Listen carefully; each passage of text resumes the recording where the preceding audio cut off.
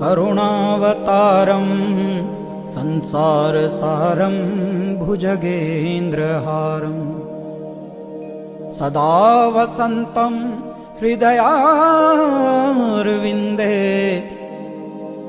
भवं भवानी सहितं नमामि।